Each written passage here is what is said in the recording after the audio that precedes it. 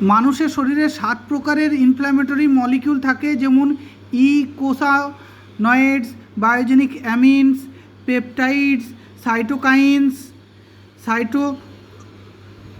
কেমোকাইনস, complement protein আর reactive species.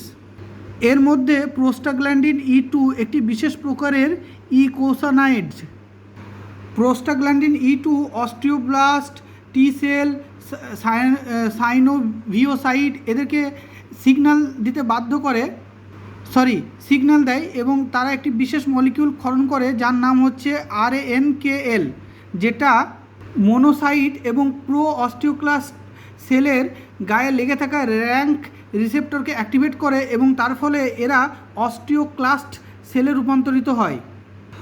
Osteoclast sell হাড়ের গায়ে লেগে, জয়েন্টের গায়ে লেগে হাইড্রোক্লোরিক HCl অ্যাসিড ক্ষরণ করে, ফলে হাড় ক্ষয় হয়ে যায় এবং বিভিন্ন ধরনের এনজাইম তৈরি করতে থাকে যা বোন জয়েন্টের মধ্যে থাকা কোলাজেনকে ভেঙে দেয়। তার ফলে আর্থ্রাইটিস রোগ বাড়তে থাকে।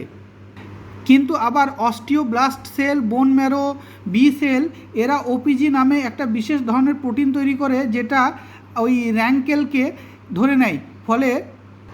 ফলে মোনোসাইট এবং প্রো অস্টিওক্লাস্টের র্যাঙ্ক রিসেপ্টর উত্তেজিত হতে পারে না এবং তারা অস্টিওক্লাস্টে রূপান্তরিত হতে পারে না, ফলে হাড় ক্ষয়টা হয় না।